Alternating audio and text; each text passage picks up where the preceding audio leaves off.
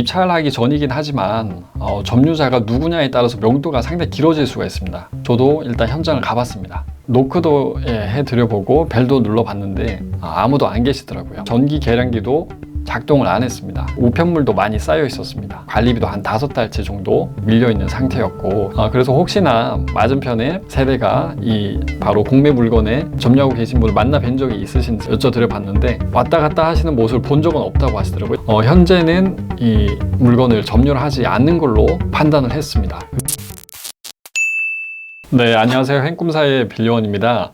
저는 행꿈사에서 3억 프로젝트를 진행을 하고 있었습니다. 21년 3월부터 시작을 해서 쭉 진행을 하고 있었는데 2년 동안 자산 3억 원 정도 만드는 것을 목표로 진행을 했습니다. 그래서 앞선 영상들에서 6호 물건까지 낙찰 받는 거를 말씀을 드렸고, 최근 2023년 11월에 마지막으로 7호 물건을 낙찰을 받았습니다.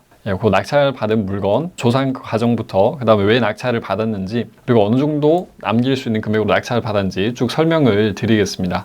물건을 바로 한번 보시면은 부산에 있는 물건을 낙찰을 받았습니다. 압류재산 공매로 입찰을 했고 국민주택 규모를 초과하는 크기의 아파트입니다. 감정가가 4억 800만 원 정도 되었고 최저 입찰가가 3억 2,600만 원이었는데 낙찰가는 한 3억 3,643만 원 정도의 낙찰을 받았습니다. 그래서 최저 입찰가보다는 한 1,000만 원 정도 높여서 입찰을 했고요. 총 3명이 입찰을 했습니다. 2등분이랑 한 50만 원 정도 차이로 낙찰을 받았습니다. 저는 일단 당장은 낙찰을 받았지만 이 부산 시장이 아파트 시장이 그렇게 좋지는 않습니다. 여기서 더 급격하게 하락을 한다고 하면은 투자 원금도 잃어버릴 수가 있는 상황이니까 마냥 좋아할 수만은 없는 상황입니다. 그럼에도 지금 KB 시세 대비는 한 1억 정도 저렴하게 낙찰을 받았고요. 이 네이버에서 대략적인 실거래가와 호가를 같이 한번 보시겠습니다. 23년 5월 달에 4억 8,500만 원에 로얄층에 있는 물건이 실거래가 되었습니다. 그리고 그 전에 조금 저층인 4층 물건은 4억 1,000만 원 정도의 실거래가 되었고요. 동이랑 라인 그리고 층 수리 여부에 따라서 금액이 천차만별입니다. 그래서 그런 부분들까지 다 고려를 하셔야 될 텐데 KB부동산의 일반 평균가 시세를 보시면은 4억 7,500만 원 정도이고요. 그리고 하위 평균가가 4억 5천만 원입니다. 만약에 대출을 받는다고 하면은 이 하위 평균가를 기준으로 해가지고 대출 LTV를 산정을 할 겁니다. 그래서 하위 평균가 대비를 해도 1억 1,000만 원 이상 저렴하게 낙찰은 받은 상태이고요. 매물의 호가를 보시면은 로얄층 물건들이 5억 원 정도에 나와 있습니다. 그리고 이 물건을 입찰하기 전에 임장을 먼저 했었는데 임장 당시에 단지 바로 앞에 있는 중개사무소에서 광고하고 있는 매물의 호가를 한번 확인해 봤습니다. 급매물이 로얄층짜리가 4억 6,500만 원의 급매물이 하나 나와 있었고요. 그리고 또 다른 중개사무소에서는 같은 평형 41평짜리가 로얄층 수리 다 된 거, 올 수리된 게 5억 2천만 원에 나와 있고요. 한 곳만 더 보겠습니다. 스크린을 통해서 광고를 하는 것도 있었습니다. 여기에서 매물의 호가를 보시면은 같은 평형대가 5억 3천만 원 정도에 나와 있고 5억 2천만 원짜리도 나와 있고 그렇습니다. 대략적으로 로얄층에 수리가 되어 있다고 하면 아직까지도 호가가 5억 원대인 상태이고요. 그리고 30평형대 물건을 보면 호가가 한 3억 3천만 원 정도 하고 있습니다. 그래서 제가 낙찰 받은 금액은 이 대형 평수 40평대 물건을 30평형대 금액으로 낙찰을 받을 수가 있었고요. 물론 현재 시점 기준입니다. 이 가치가 더 하락을 할 수 있고 또 변동이 있을 수 있겠지만 현재 시점으로는 공매로 낙찰받은 낙찰가 금액이 40평형대 물건을 30평형대 금액으로 낙찰을 일단은 받았습니다. 그리고 현재 전세 실거래도 한번 보셔야 될 텐데 10월 달에 3억 1천만 원 정도의 8층 물건이 거래가 되었습니다. 그리고 또 다른 층에 보시면은 4층짜리 급전세로 나온 물건이 한 3억 원 정도에 나와 있고 1층에 수리된 물건이 한 3억 2천 정도에 나와 있습니다. 그래서 어느 정도 기본적인 수리가 돼 있다고 하면 대략적으로 3억 원 내외 정도에는 전세로 놓을 수도 있겠고요.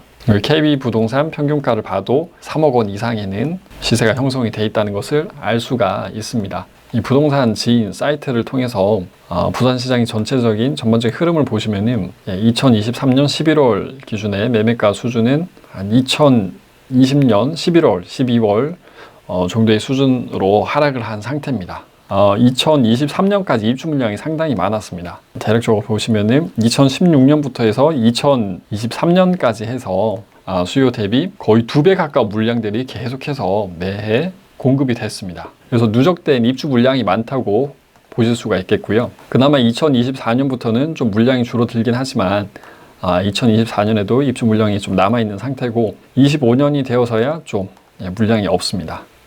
그래서 누적된 입주 물량이 많다 보니까 좀 전반적으로 전세가 조정이 있을 수 있겠다고 확인을 해 보실 수가 있겠고요.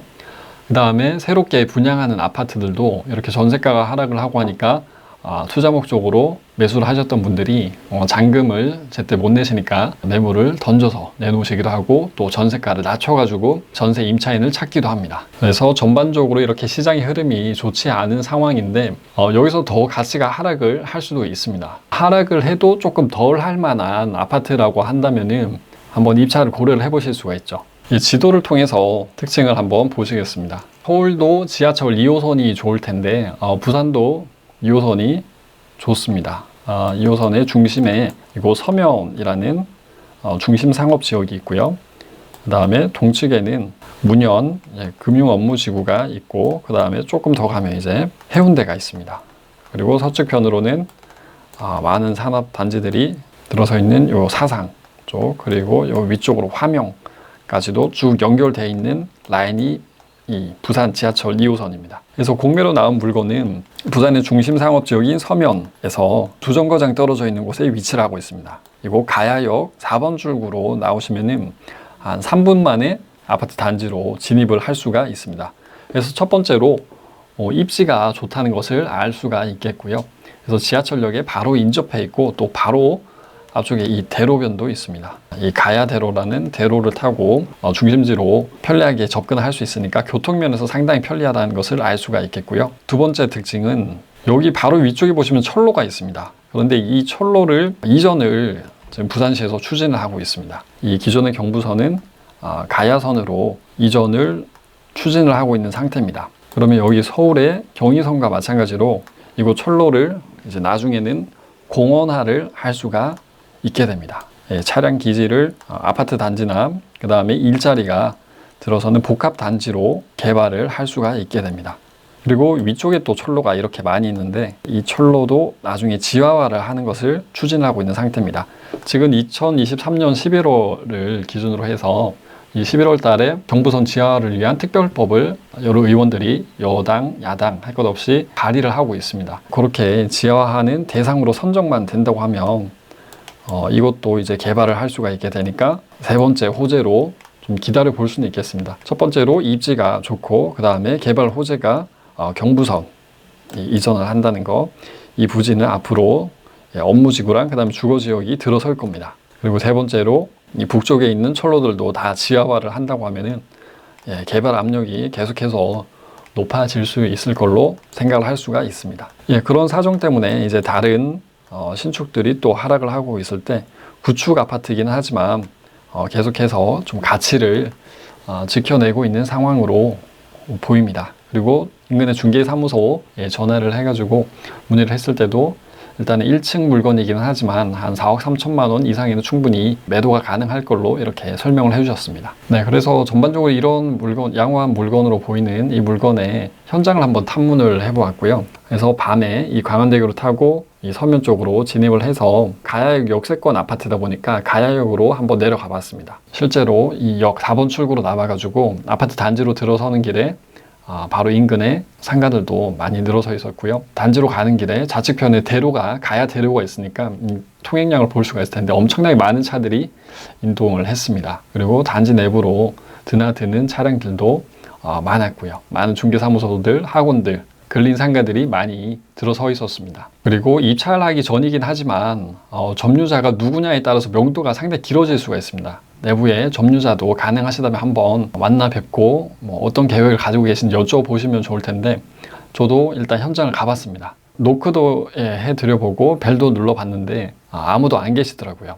그리고 전기 계량기도 작동을 안 했습니다. 그리고 우편물도 많이 쌓여 있었습니다. 관리비도 한 5달치 정도 밀려있는 상태였고 해서 공용 관리비만 발생하고 있었습니다. 그래서 혹시나 맞은편에 세대가 이 바로 공매 물건에 점유하고 계신 분을 만나 뵌 적이 있으신지 한번 여쭤보려고 문의를 드려봤습니다. 여쭤드려봤는데 왔다 갔다 하시는 모습을 본 적은 없다고 하시더라고요. 최근에 한 6개월 사이에 현재는 이 물건을 점유를 하지 않는 걸로 판단을 했습니다. 그리고 등기부로 확인했을 때도 현재의 소유자가 증여를 받은 물건입니다. 증여를 받은 상태에서 등기부만으로 봤을 때는 다른 곳에 전입신고를 한 상태이기 때문에 이 물건은 이용을 하지 않는 걸로 추정을 했습니다.